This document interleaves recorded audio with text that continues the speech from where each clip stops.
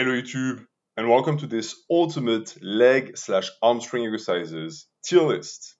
As the name indicates, this episode is for every single movement that focuses on the hamstring and the posterior chain in general. Of course, I decided to include the muscles of the lower back and the glutes as well because it's almost impossible to isolate the hamstrings as a muscle, and even if you could, why would you when you can get more for the same amount of effort? So all of this is going to be included today. Technically, it's a posterior chain tier list. The reason why I wanted to make a separate tier list for the quads and not just one big leg tier list is because a movement that is great for the quadriceps will most likely not be good for the hamstrings and vice versa.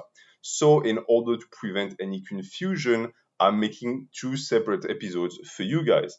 That being said, it does not mean that movements that are good for the quads cannot be good for the glutes. It's just that I want to make sure I separate the two so that you can pick and choose from the proper tier list when you program for posterior chain and when you program for quad development.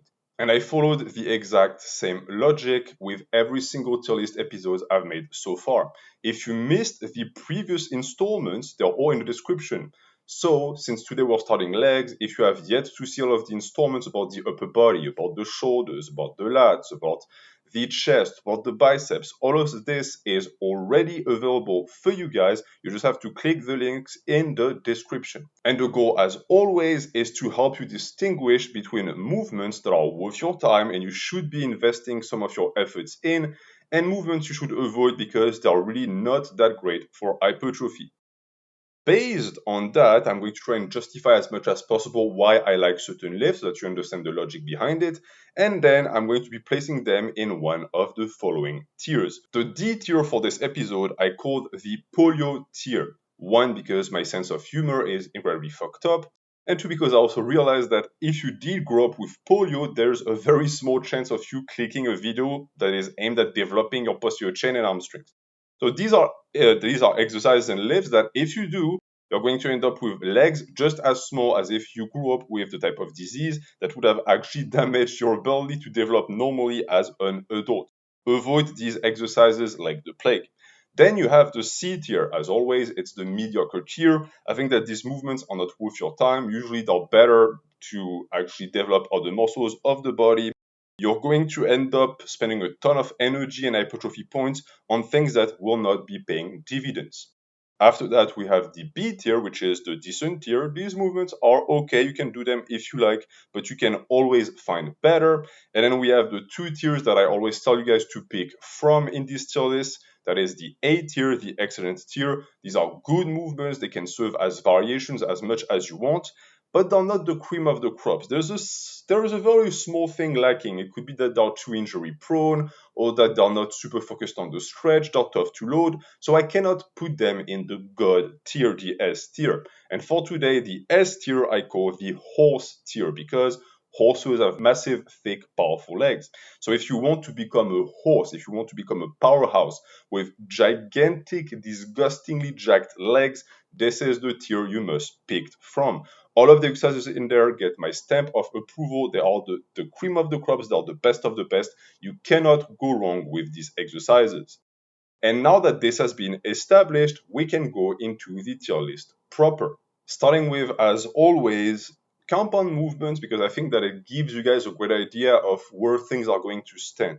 Movements that people tend to select because they're told, oh yeah, compound movements are always the best for everything, so just spam compounds and you will be just fine. Good example being the squats. Some people do squats thinking, oh, I'm going to grow my hamstrings. I disagree with that entirely. A squat is a knee flexion. There should be minimum hip hinge. So you're not going to get much hamstring development from it or lower back development. You'll get, of course, some glutes, but I can only put the squat in the C tier because the stimulus to fatigue ratio for the posterior chain is really not that great for that movement. When it comes to leg development, the front leg, of course the squat will be ranked very high, but for this tier list, I cannot give it a better grade. Then we have the deadlift, so standard conventional deadlift or a sumo deadlift. They both have their strong points. I mean, a conventional deadlift will grow your hamstrings, a sumo deadlift will grow your glutes, but again, there's something missing here. Just doing your deadlifts from the floor will not cut it. Why? Because there's no stretch. When it comes to the hamstrings and the glutes, guys, you want the stretch. If a lift lacks the stretch component, it will not be better and decent. So I am placing these movements in the decent tier. There's also the fact that they're going to fatigue the lower back a bit too much for what they give you in terms of posterior chain overall. So you don't have to not do them. I still deadlift, but they should not be your priority if you want a thicker posterior chain. And we have barbell rows. Why did I put barbell rows in this list? It's to let you guys know that the barbell row is actually a valid option for a hip hinge. If you want a total stimulus for the entirety of the back, upper and lower, you can open a lower body day with a barbell row. But don't expect it to give you massive glutes and hamstrings because it won't.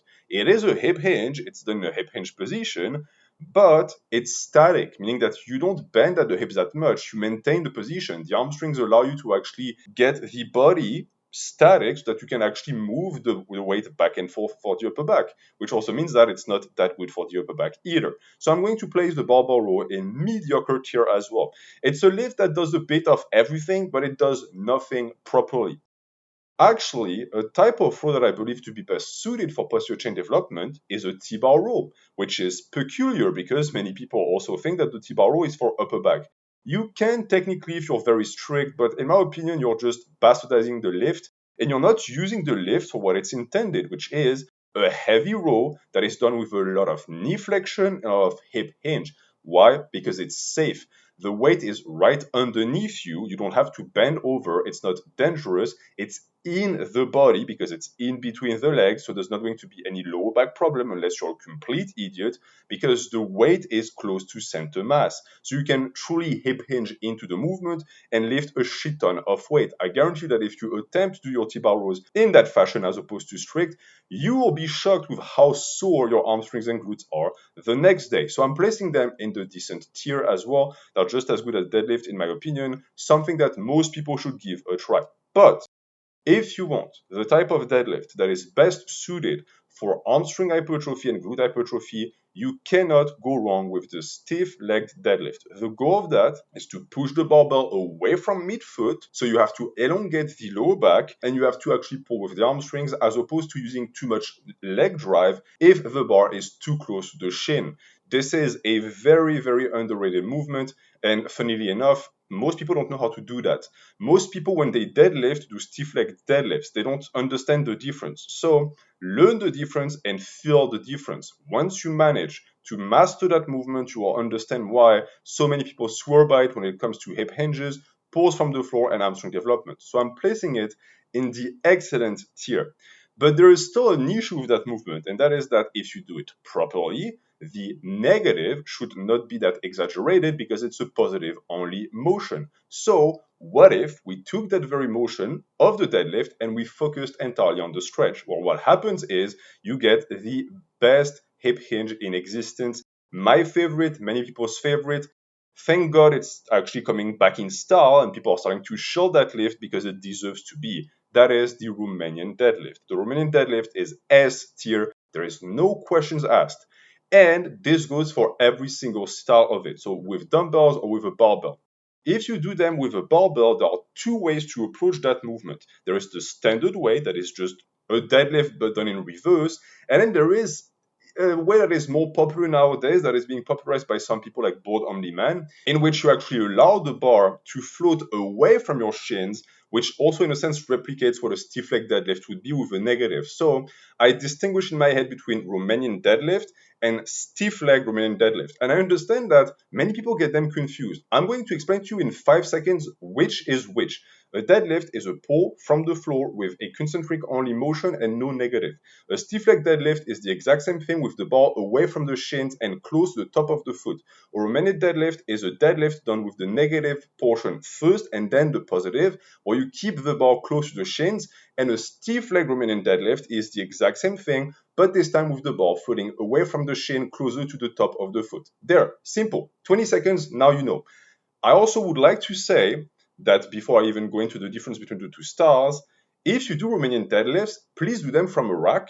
I see so many people deadlifting the bar and then doing Romanian deadlift. you're losing reps when you do that, and you're losing tension more importantly. The beauty of the RDL is that you can set your scapular belt and your yoke strong, you can flex everything in posture, and then you can go into the movement, which gains you reps, gains you tension, and is better for hypertrophy.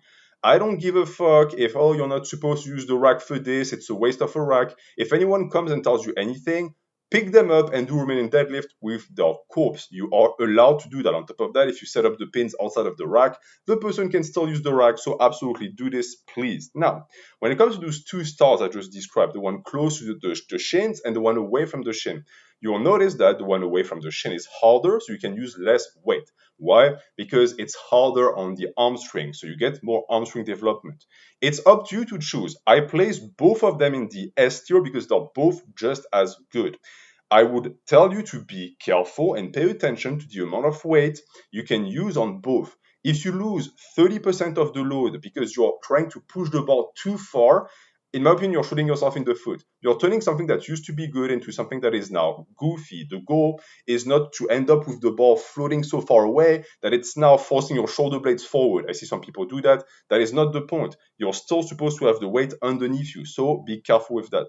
And I would also tell you to not be sucked into the Romanian deadlift because many people make the mistake of saying, okay, Romanian deadlift, S tier, God tier, horse tier, I'm going to spam it until the end of days and the end of times, and I will not do anything else. Mistake. Because what you do when you do that is you just prepare yourself for an inevitable plateau. At some point, you will stop. Why? Because you're not using all of the weapons in your arsenal.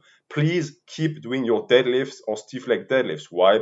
The limiting factor on the RDL that is going to prevent you from progressing in weight is the positive, never the negative, always the positive. And what trains the positive? Deadlifts. So do 80% of your volume for hip hinges on RDL and 20% with deadlifts. Trust me, this is the best union. This is the way to keep making gains forever. And then also keep in mind that there are also variations of the RDL that are just as good. The third style of the RDL that I love personally is the single leg RDL. This one is a killer, and I never see anyone do it. Why? They do RDLs, they think, that's it, that's all I need. No, you could actually rotate with your single leg RDLs and you would find better gains at the end of the day. The single leg RDL stretches the hamstrings and stretches the glutes more than the double leg RDL. You can use less weight, of course, but it's a unilateral movement that is highly underrated, and it's also an S tier. There are two ways to do it. Either you don't have a belt squat machine, which most of you don't, so what you do is you take a band, you wrap it around the rack, then you wrap it around your waist, and you do your single leg RDL with a dumbbell in that fashion. That way, you don't lose balance and you can focus on the stretch and use as much weight as you can. If you have a belt squat, my friend, you are in heaven. Grab the belt squat and do your single leg RDL like this. The machine takes care of your balance. You don't have to take care of anything but to push and to stretch the hamstring and the glutes. Trust me, once you try this, you're going to love it. I must mention, however, that they are horribly difficult. They're the equivalent of the split squat, but for the posterior chain. So if you're ready to suffer and ready to torture yourself to become a horse, that is the lift you must give a try. Then we'll move on to something that you have seen in the gym. If you've been in any commercial gyms at some point, you have seen what I call la migration des crabes, the crab migration. You have seen people, usually women, who walk like crabs, sideways like this, with little bends around their legs. And you thought to yourself, man, what the fuck are they doing? Well, what they're doing is they went on Instagram or TikTok and they heard that this was the best way to activate the glutes or to work the glutes. Is it true? Absolutely not. This is garbage. The resistance is garbage. The pattern is garbage. There is no stretch. So straight into Polio-tier. You should not be doing that exercise. Do a normal exercise with weight and you will find that you will be better off 100%. And the same sort of goes for the next one, the lateral step up. So this is a step up done laterally as the name indicates. This is also not that great because it's hard to load, requires too much balance, the stretch is almost non-existent. For athleticism, I guess it's good, but this is not a tier list about athleticism. We're talking about bodybuilding here. So I'm putting that in mediocre tier as well. If you go to do Zumba classes or these classes even that call themselves weightlifting classes, they always have people do this shit. This is also garbage. Do not do that. we have something that is better if you want something unilateral, and that is the split squat. To me, the split squat is B tier, but it really depends on the way you do it.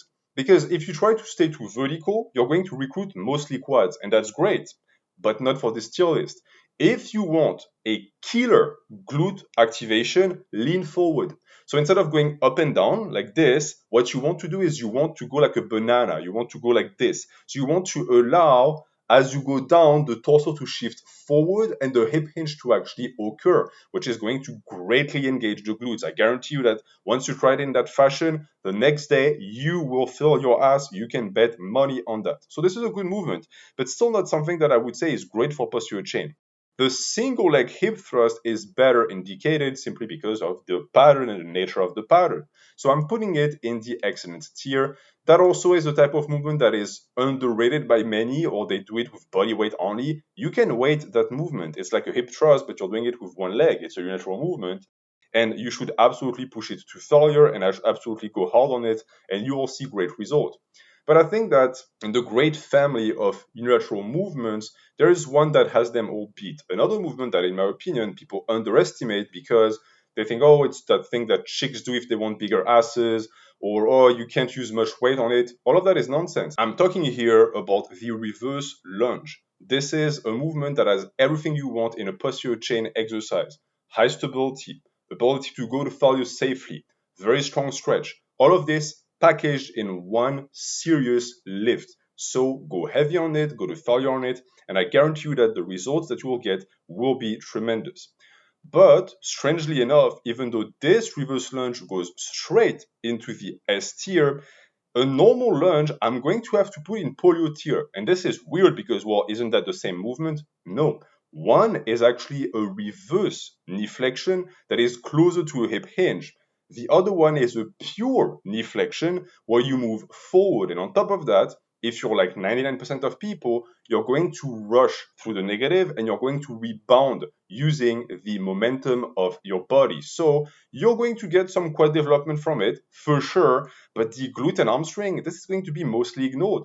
And when you know that a lot of people have in their program the walking lunge as their hamstring exercise, this is why I have to be severe and I have to put it in the polio tier. I have to put it in D tier. The lateral lunge that follows is sort of in the same ball game where, yeah, sure, technically it supposedly recruits a ton of hamstrings, but I also find like it recruits a ton of structure, if you know what I mean, where it feels like you use way too much ligaments, it's too much of a hip shift, it's very hard to load properly and to do comfortably. So I'm putting it in the mediocre tier. It's decent for stretches, but for actual serious bodybuilding and mass building, I don't see how you will become a horse doing that exercise. There are movements that are better suited for it, like the razor curl. I know that the name itself, razor curl, doesn't ring a bell because even for me, I didn't know what that was supposed to be. So it's a form of Nordic hamstring curl, or GHR, that is done with a bent knee, which reduces the difficulty and also makes it so that you have less range of motion to go through.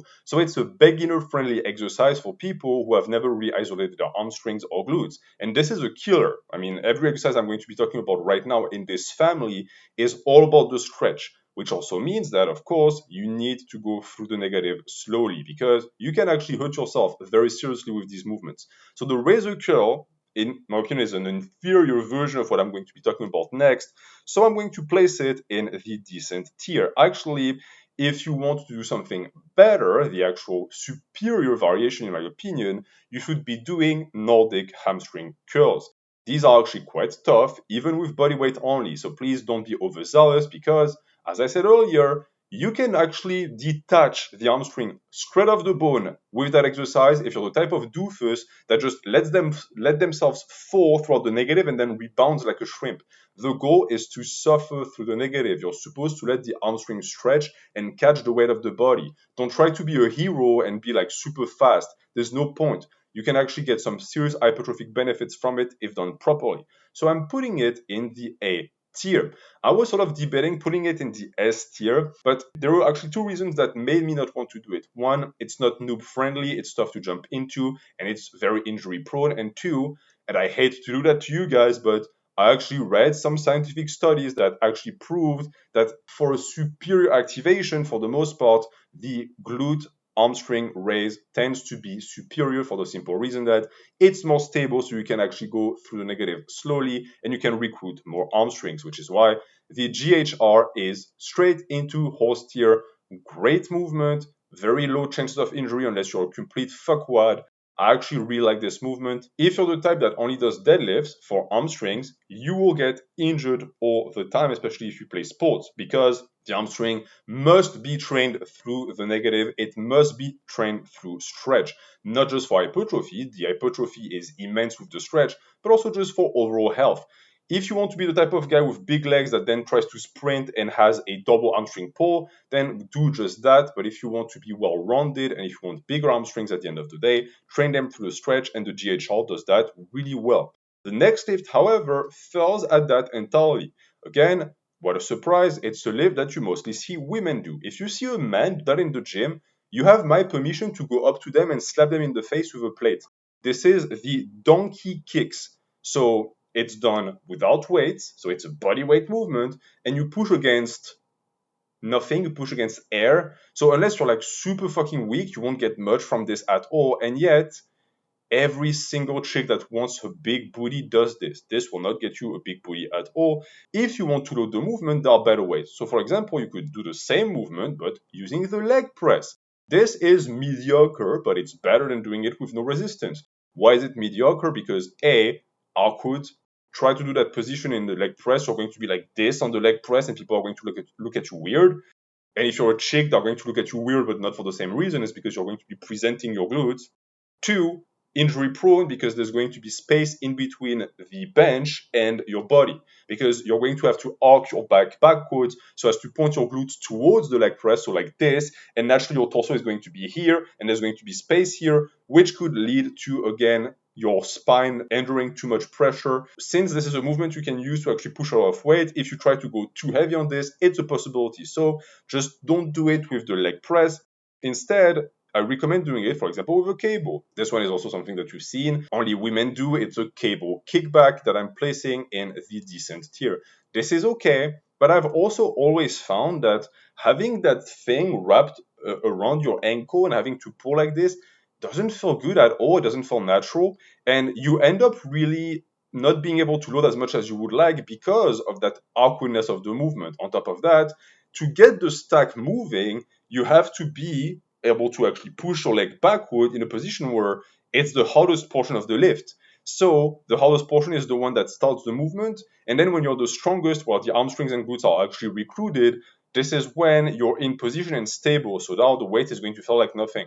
So the resistance curve and the strength curve of the movement is all over the place. Not that great. Actually, there's a much easier way to train that movement, and that is with what is known as the butt blaster machine. What a poetic name. And I'm placing the butt blaster machine in the excellent tier because, well, it's designed to do that, to blast your butt. It's perfect for that, meaning that there's no space in between the pad and your body. The thing that you're going to push against is exactly in the position it's supposed to be. It's not around the ankle, so there's no weird strength curve question. You just have to push like an idiot. Problem, most gyms don't have that machine at all. So if you don't have that machine and you want a big butt, or if you want a bigger hamstring, what exactly can you do? Well, you could just do kettlebell swings. I know that it doesn't sound as fancy and it's not technically something where you isolate the glutes, as I've read so many times, but question here, why would you want to isolate your glutes? The glutes never work in isolation, and you could get hamstring development and lower back development as well as the glutes. So a kettlebell swing does all of that. And also, again, science has proven that kettlebell swings actually activate the hamstring muscle much more than all of these kickbacks. So give kettlebell swings a try. But please don't do a kettlebell swing like CrossFit workout. Go heavy. You can load that movement. You can do 6 reps, 8 reps. It's absolutely possible. So I'm placing the kettlebell swing in the horse tier. It is actually also an underrated movement, something that many people should try as well. Let us now circle back to the theme of this video, which is the booty. Most of the time, if you look booty workouts up on YouTube, it's either because you already have one hand in your pants or because you are a woman or a guy who wants a bigger ass. And you will end up with some chick who will tell you that, oh, if you do this 10-minute circuit with only body weight, you'll have a big ass. Most of the time, this woman has butt implants or she photoshops her pictures because she has a pancake ass. Why? Because these booty workouts do not fucking work. I included that half as a joke, half as also a warning. You want a big ass? Every single chick in the gym that has a fatty, it's all for the same reason. They squat, then they deadlift, they do heavy compound movement. Look at this tier list. All of the best movements are exactly what I just described. So don't do that. I'm placing this booty workout circuit directly in Polio-tier. You don't want to be the person that only does heavy barbell movements, but there is a reason, again, why powerlifting chicks have the best asses. It's because they do the right movement for that. Then we have the bridge. So I put the bridge in mediocre tier, and this is surprising because you could say, okay, well, how is the bridge as good as, for example, like a squat? That shouldn't be possible. The reason why it is because of the stimulus to fatigue ratio. You're not going to burn yourself out doing a bridge. And I also have found that if you're like me and you started as a turbo weakling, unable to do anything heavy or serious, you might run into a conundrum because, as I told you, the best movements for the hamstring and the glutes and the posterior chain are these heavy movements. What if you have no spinal integrity at all? What if your spine has the integrity of Swiss cheese? I used to be like this. Well, you have to start somewhere, and an isometric contraction, a static movement for the lower back and the posterior chain might actually be a good stepping stone. You can do it on a bed, you can do it on the floor for time. When I was a kid, I used to do it by stacking plates on my belly. And when I got to a point where there were too many plates, I moved on and I was actually able to do all of these heavy movements that required a lot of posterior chain integrity. And the next lift is sort of in the same boat, in my opinion, and that is the Jefferson curl. So a Jefferson curl is a curl where you're going to exaggerate the rounding of the back and you're going to do something that many people would look at for 1 second and say, okay, this is dangerous. It's not, because the spine has this function. But just because your spine has the function of flexion like this doesn't necessarily mean that it's the best for hypertrophy. The problem with that movement is that you keep a locked knee because the goal is really to be able to recruit the lower back as much as possible. So it's more of a rehab slash prehab exercise, sort of like the bridge. It's the dynamic version of the bridge. And a lot of people actually swear by it and will tell you that it's a great way to bulletproof your lower back. But this in itself is not enough to build the posterior chain. It's just an accessory, something that is going to help.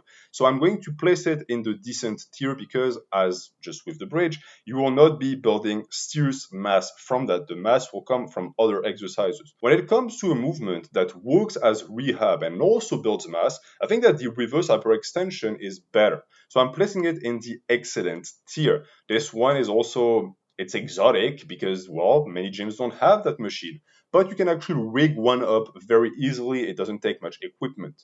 This is a movement that was popularized by Louis Simmons, may he rest in peace, and he fixed his lower back with that movement times and times again. So I think that there is some merit to it. I would tell you to be careful with that movement. Many people try to go too fast. They don't allow the stretch of the hamstring. They rebound with the weight, and that is counterproductive. You want to suffer through the negative. But it's actually a good way to build big glutes. This is a very good glute movement and hamstring movement. But most likely, as I said, you won't be able to do that because you won't have the machine.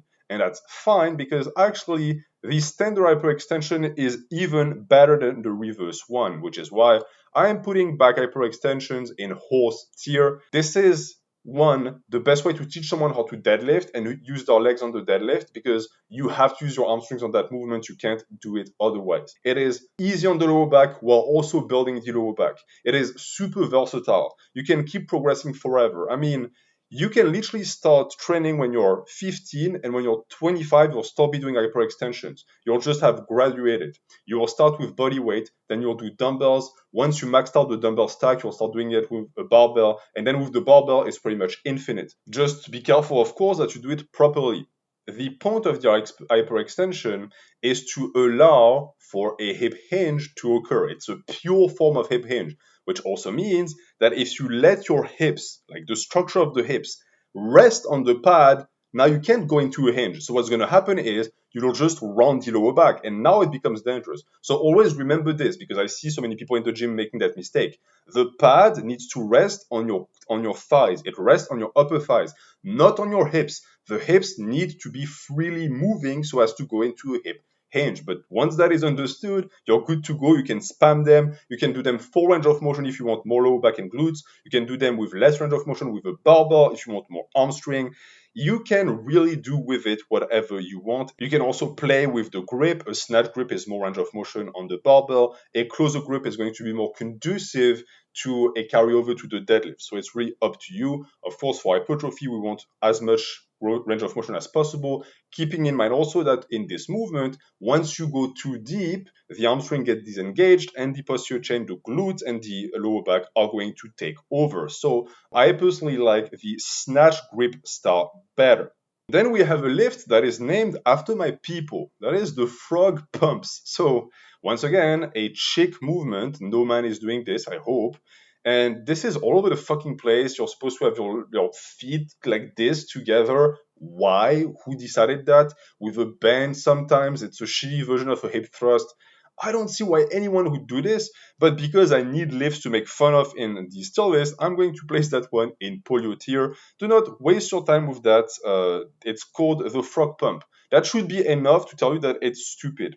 Then we have the hip abduction machine. So once again, we're going to have a little history lesson on movement patterns because this one is often misunderstood. Many people mistake in their head hip abduction with adduction, and the two are not the same thing. An abduction is the act of moving the legs away from center mass. So you're going to open the legs. An adduction is the opposite. The legs come within center mass, so you close your legs. The first pattern, the abduction that I'm ranking in this tier list, works the hips and the glutes, while the pads are outside of the leg and you open the legs. The adduction works the adductor, and you have the pads inside the leg and you press them together. And for this motion, I'm going to give it a C.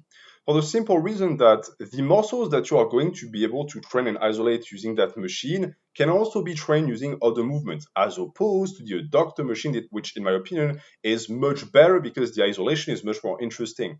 If you absolutely want a massive ass, you could do this. Again, this is something that you're going to see women do.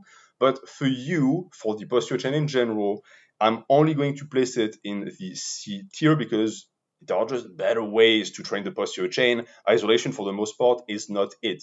And the same goes for the next movement, the cable pull through. One, there are so many ways to fuck up this movement. You can use too much torso. You can be too far away from the cable stack. Like, I've seen so many mistakes when people actually attempt to do this movement.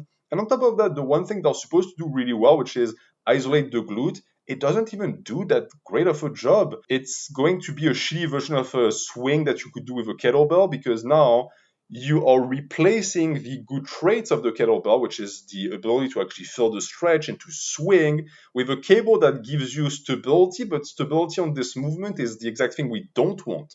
So I'm putting it in the decent tier because let's say you're a complete klutz and you don't have the cohesion or the ability to move your body through space to do kettlebell swings, which is concerning. You could actually learn the movement with this cable motion, but don't stick to it. It's simply not worth it. Instead, there are better isolation movements out there. There are only a few that are great, but the ones that are good for a reason. And these are hamstring curls. Guys, do not underestimate hamstring curls. Something to keep in mind when talking about isolation is that you really only want to isolate a movement that doesn't already get a ton of indirect or direct work from other motions. So trying to isolate the glutes is stupid for the majority of the population because every hip hinge and every knee flexion trains them by default. Case in point, I don't know a single natural lifter who is strong at knee flexions and hip hinge who doesn't have a massive ass. We all pack cake. So there's really no point in trying to isolate the glutes in a million fashion. But the hamstrings is a different beast altogether. Many natural lifters who are strong on hip hinges and deflections have shit for hamstrings. Why? Because their glutes take over. So, what if we had a lift, an isolation lift, that targets the hamstrings in particular? Well, guess what? We do. It's called a leg curl. You can do it sitting or you can do it laying on your belly. I personally favor the one where you're laying because you get a better stretch and you can actually let the hamstring fully extend, as opposed to the sitting one where most of the machines, your heel and the back of your leg and your calf is going to run into a pad at some point, so you won't be actually able to get that full stretch. So the sitting variation I'm placing in excellent tier, and the proper leg curl one, in my opinion, I'm placing in horse tier. You can do it with a dumbbell, but it's simply not the same. I can tell you one thing, guys. I do only free weight for the most part, but if I could have one machine in my gym, it would be this one. It's a game changer. The stimulus to fatigue ratio is perfect because every single rep is a rep for the hamstrings. You can count that for the hamstrings. So if you're the type that never actually manages to recruit it or has small hamstrings, you should start doing leg curls and actually do it seriously. You're not going to get any type of tendon fatigue for the most part unless you have a shit machine. I know that some people get knee pain, especially the back of the knee from this. So you have to find your proper setting. But once the proper setting has been selected, you are good. And on top of that, it doesn't tax the lower back. The lower back is something I'm not going to get into too much because it's the same as with the glutes. I don't really understand why some people try to isolate the lower back. One, because it's impossible. Two, because just do your hip hinges, bro. Your lower back will grow from that. It's sort of impossible to not have lower back activation when you do a heavy pull from the floor. It's gonna happen, so don't worry about it. I just realized that I have like a ray of light that is touching me straight in the forehead. It looks like I'm being touched by the grace. You can screenshot this and make memes if you want. We're going to continue. So, as I said earlier, it's not necessary to isolate the glutes and the lower back because they're mostly taken care of by heavy compound movements. But this doesn't mean that you don't want to train them because these muscle groups in particular are key when it comes to longevity. The glutes, for example, are very important in keeping the body upward. So if you don't want to have a shit posture and end up with all of these old people who are rounded over like goblins, you want strong glutes. Likewise, you want a strong lower back so as to not be the type of person that has back problems in their 40s and then they have to take drugs and they start getting addicted to opioids. Which is why the next entry is half a joke, half a serious warning, and that is implants, butt implants in particular. Many people get these not understanding what they're doing to themselves. They do it for the cosmetic aspect, not realizing that what they do is they sabotage their ability to live a long and healthy life. Especially when you know that women tend to have weaker, frailer bones, especially hip bones. So if you want to be the type of bitch that falls at 35 and ends up having to be in a wheelchair for the next 6 months because you have no musculature to speak of and your bones are now extremely fragile and brittle, then get butt implants. But if you have half a brain, you would find and realize that the easy way to get a big ass as a woman and as a man is just to do movements with weight, resistance training with weight. It really is not that hard. So butt implants go into Polio-tier. Whenever I see someone with them, I can already tell that the person is a fucking idiot. I don't even have to talk to them. Then you have the wide stance leg press. So a leg press is a knee flexion, it's for the quads, but you can modify the stance and have your feet very high and press with your heels, which will stretch the hamstrings more. It's decent, but frankly, it's not that great. I'm going to put it in mediocre tier. There are so many other better movements than this shit. I don't see why you would bastardize the leg press, which can be better used to build big ass quads instead. What you could do with a barbell, if you want it, is a glute bridge. A glute bridge is a great movement for the glutes, but it's limited because it's off the floor. The range of motion is not that great. You don't go into too much of a hip hinge because you have nowhere to go into the hip hinge. So only B tier. I've heard people say that this is actually the best type of bridge if you want a bigger deadlift. I'm not in the business of strength. I don't know about that. For hypertrophy, I know for a fact that this is not that cool. But what is indeed cool is a movement that too many times people call dangerous because they don't understand the way to do the pattern, and that is the good morning. I am sick and tired of hearing small motherfuckers say that a good morning is bad, it's bad for your back, you're going to get hurt, it has a bad stimulus to fatigue ratio. Bullshit. Just because your core has the structural integrity of cheese does not mean that a movement is bad. You can do it. That's it. The good morning is one of the best movements in existence for the hamstrings. It's essentially a Romanian deadlift, but with the weight closer to your head, so more stretch. All of these people who try to do Romanian deadlifts by pushing the bar forward, guess what? You could just be doing your good mornings and that would take care of that. Are they dangerous? Yeah, if you have no core strength. You want a test of core strength? Do good morning with your body weight. If you can do 10 reps all the way to parallel, you have a good core strength. And you most likely have also some level of ab development. But of course, with all of these small PTs, these small guys on Instagram who can barely deadlift their body weight, they do 10 good mornings and they have back pain because they have no posterior chain to speak of. If you actually do it the way it's supposed to do, you can build massive hamstrings from it. I guarantee you that. I'm only placing it in the A tier because I realize also that the risk to reward ratio is worse than with a normal Romanian deadlift. I would always tell people to do Romanian deadlift instead, but I also want people to actually try good mornings at least once. You could find that this is actually going to become your favorite posterior chain exercise.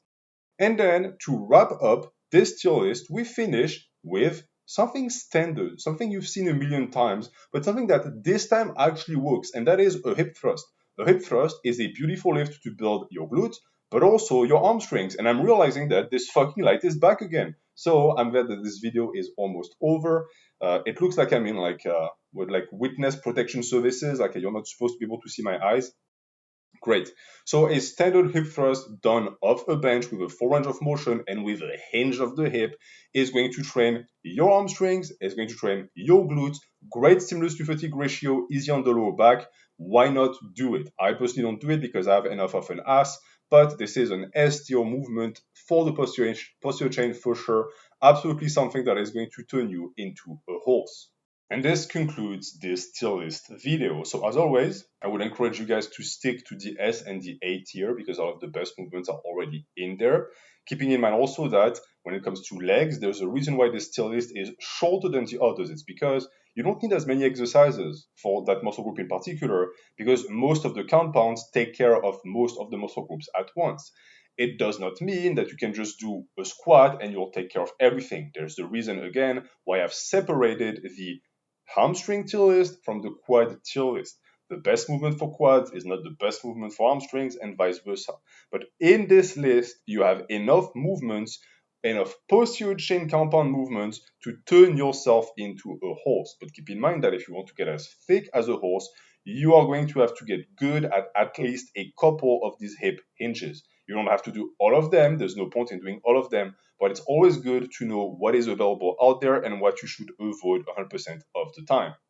Now, when it comes to the next tier list, I'm actually going to make a poll and I'm going to ask you which one you want to see first because only 3 remain. We have the ab tier list, which we all know you're going to vote for. Then we have the quads leg tier list for all of the exercises that are best for quads. So you'll finally start to hear that the squat is indeed a good movement for bodybuilding.